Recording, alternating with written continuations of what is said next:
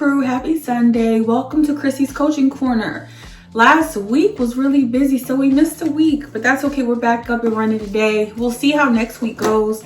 I'm actually going to be out of town next week, but we'll see how it goes. It just feels like everything is so busy. I don't know if you guys have been experiencing that too, where you have been focused on a specific project and there's a mission, there's a goal. Maybe it's one of your passions or things that you are working on for your life purpose, and then so many things get kind of thrown in the mix and it's just been a lot. So I don't know if you've experienced that personally, but I have been experiencing that a lot, where I want to be here, to work on myself, but also share my journey with you guys, and then in hopes that someone else can learn something from it. So that's what we're gonna do today. It's been busy, but I am here. Hope you guys have been having a wonderful week so far, and you're having a good day today. So with that being said, we're gonna go ahead and jump right on in. So we're gonna go to chapter 3 of Valerie Burton's book, Life Coaching for Successful Women, Powerful Questions and Practical Answers. Ms. Valerie Burton is a certified personal and executive coach. And so far this book has been a really great tool as I go through my journey of taking a life certification course, working on writing my book, and working on providing some educational and insightful and powerful knowledge and gems to share with you guys. So I'm going to start with chapter 3. I'm going to read all of chapter 3, and then I'm going to go ahead and share my answers to the questions in chapter 3. So chapter 3 is titled, Instead of Being Happy When, Will You Be Happy While? That's a good question. So there's a scripture here. I have learned the secret of being content in any and every situation. That's Philippians 4:12. So our point to ponder this week is, research shows that only 10% of happiness is determined by your circumstances. The rest is based on what you think and do daily. I think that is powerful and absolutely true, because we don't have control over certain circumstances and situations, right? But it's more so how we let things and allow things to affect us, right? So I could have had a really, really bad day today where, maybe my car didn't start, tire blew, right? And I'm on my way to work. But I determine the outcome in terms of how I allow those circumstances that I could not have prevented to affect my mood in my day. I can be upset and frustrated, and then I'll start screaming at my loved ones and my friends and hanging up on people and shouting at people and just being frustrated and slamming doors. I could go that route. How successful is that going to be? Is that going to benefit me or anyone else? Or I can just say, you know what? Maybe there's a reason why my car's not starting. Maybe God wanted to make sure I didn't go on this certain route to work because something might happen. Maybe there's a reason beyond what I know, and I just need to be okay. You know what? I'm grateful that I'm able to pay for this. I'm grateful that I'm able to take care of this without it affecting any of my bills. I'm grateful that I have a car in the first place. I'm grateful that I'm not taking the bus. So I mean, in terms of that, I think the message is very strong and clear. Just think about how you take on things. Think about how you react to circumstances that you have no control over. I think it makes a really big difference. All right, so let's go into the chapter. It's an art to remain content with where you are while you're on the way to something better. Do you feel worn out as you race toward the finish line of a goal? We hear the cliche all the time. It's about the journey, not the destination. But living out the cliche can be a challenge. In a world that values the new and improved, it can be tempting to say, I sure will be happy when I get that new job, my kids graduate, I retire, I win the lottery, etc. But what's even better is being able to say, I sure will be happy while I wait for that new job. My kids are with me. I'm blessed to have a job. Whenever I've noticed a spirit of discontentment rising up to steal my joy, I coach myself with a few questions that help me appreciate the value of here and now. 1, what are you grateful for? So I'm going to do this a little bit differently because there are 4 questions in the body of the chapter.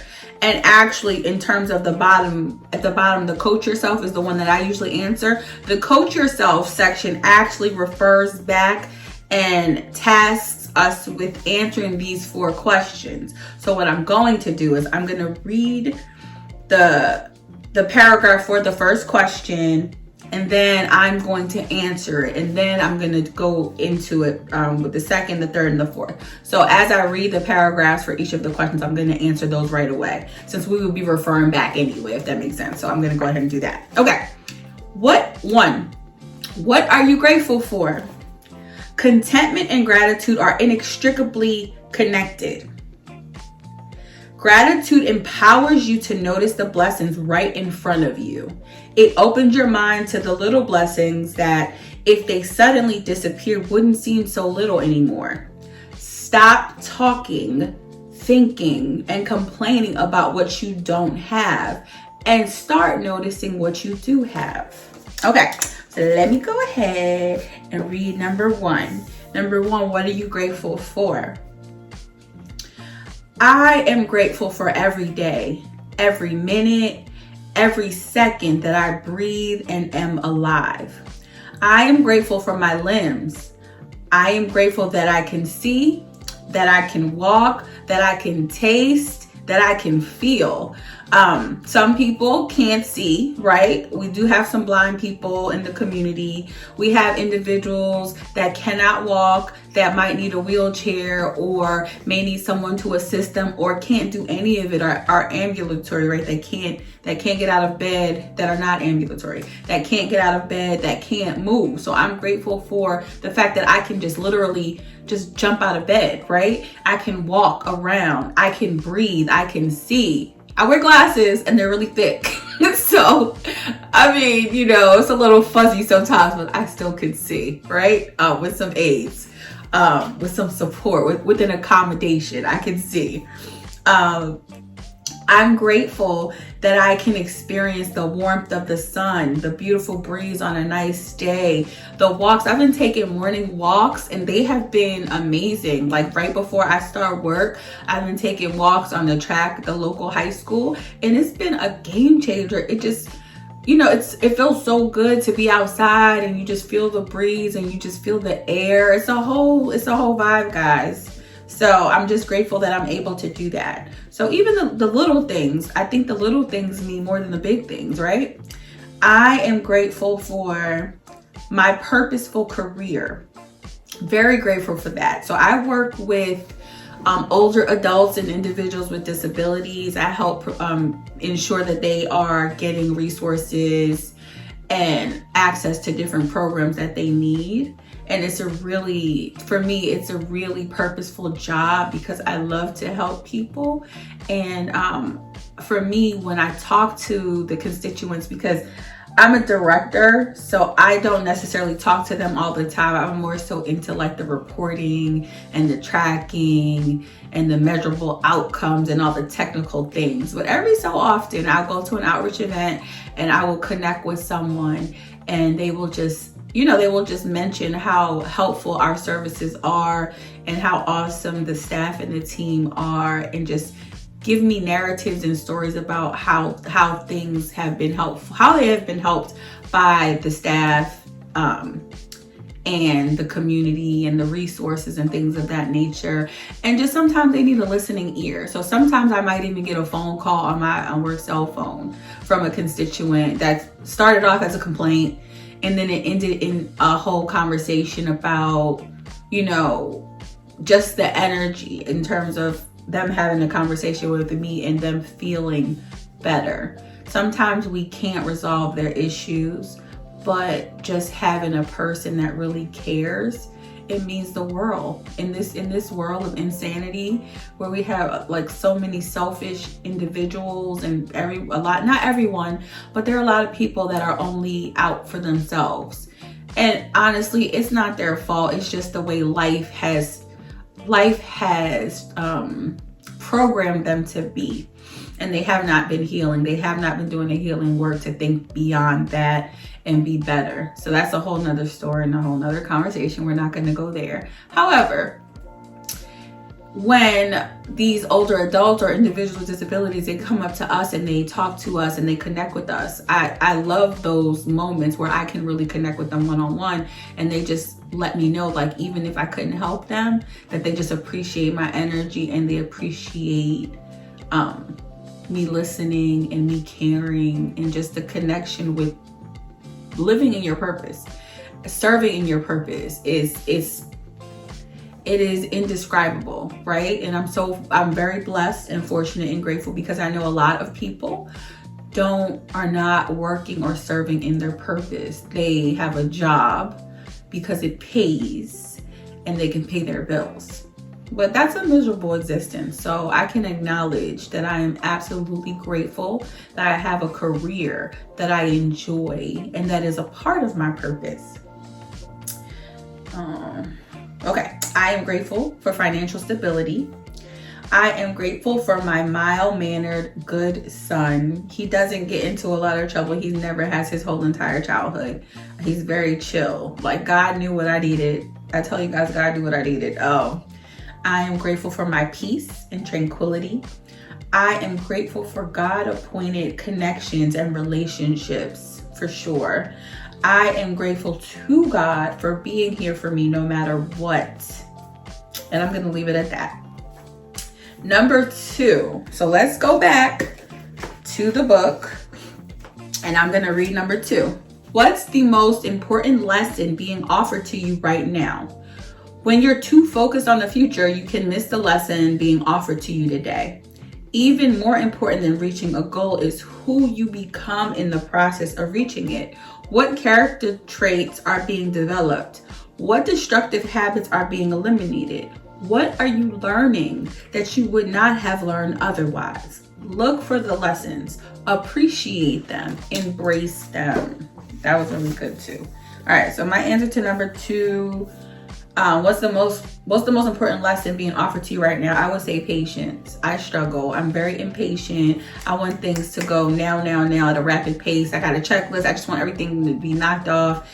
And in this season, I have been learning. God has been talking to me very aggressively, gently, but still aggressively, so I can get the point with tough love a little bit for me to get the point. Every time I try to go back into that circle of impatience and this has to get done, I need this done now, I have all this stuff to do, every time, because I go back to it. It's like a default in my head, right? So every time I try to be that person again, God just gently but firmly reminds me, like, no, we're not doing that anymore. We're not gonna fret and worry and stress about the 5 million things you feel like you need to do. These are the things I'm telling you to do now, right? So focus on these 3 things and then let the rest go. We'll get to those when we get to those. But patience. I'm getting a lot better with it. And I will say there has been so much more peace in my life since I have actively been just being patient with everything. That's in relationships. So if I feel like something should be happening right now, I realize that I can't control someone else's decision. I can't make someone do or say what I want them to do or say. And I can only control myself. I am in control of myself, how I respond and how I react to others. That is all on me. And I cannot allow any outlying factors to force me to want to push something. If it's meant to be, God will bring it into your life. God will bring it back in. If it's not, God is letting it go for a bigger purpose and reason. And so patience, that's the biggest thing, patience. Not trying to control anything, surrendering to what God is telling me to do. So I said patience, surrendering to God obediently while praying for all that I want, continuing to work on myself and in my purpose peacefully while God is working on me and providing me with the tools that I will need for the next phase of life. So that's my answer to number 2. Number 3. When you look back on this year from now, when you look back on this time a year from now, what will you wish you had done? This question is a biggie. When frustration impacts your attitude, you are more likely to make choices you'll later regret. But when you ask yourself this question, you suddenly recognize the magnitude of the opportunity before you. What do you want your legacy to be? Rather than complaining or murmuring about how hard things are, you have an opportunity to face the challenges in front of you like a champion. Okay, so number 3, when you look back on this time a year from now, what will you wish you had done? And what do you want your legacy to be? I wish a year from now, I will have taken the time to complete my life coaching certification course, put together and created my website related to life coaching and also purpose-led ministry and help for others, and publish my first book, which is also a part of my purpose in helping other people. I said these things are all tied to my purpose and my legacy. I want my time on earth to have meant something. I want my words, my knowledge, my passion to motivate, inspire, and help generations that come after me. I want what I started when it comes to building. I want what I started when it comes to building family, generational wealth, and knowledge be passed on to my family and the world. I want my life to mean something. I want something after I'm gone. I want there to still be something left on this earth that is benefiting people. So perfect example of that is Dr. Miles Monroe. Dr. Miles Monroe has been my mentor for the past few months since I connected with my YouTube family, because Coach Sheena mentions him a lot, and she refers, and so does Tracy Ann. Tracy Ann she mentions it too. Miles Monroe and just his words and the power of his messages.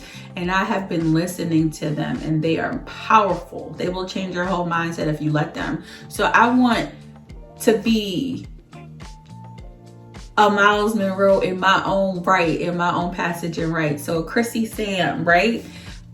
Years from now, decades from now, centuries from now, my videos, my message will be resonating for my family, my generation, but also my generational lineage, but also others, where I'm still motivating and inspiring other people. So that's what I want. I want to set a stamp in time and still be a beacon of hope and light to other people when I'm long gone. That's what I want. All right, number 4. Let's go to number 4. Number 4 is, in what ways have you already made progress? Stop taking yourself for granted. Maybe you haven't made perfect progress, but who has? Acknowledge what you have done. Notice your milestones while they are happening. Celebrate them. Treat yourself. Tell the world life is happening right now. Absolutely. Rather than waiting to reach the finish line before you mark your progress, do it with every step you take. All right, I'm going to go ahead and read my answer to number 4. And that's the last question. In what ways have you already made progress? I started this YouTube channel this year in an effort to connect with others and start the process of living in my purpose.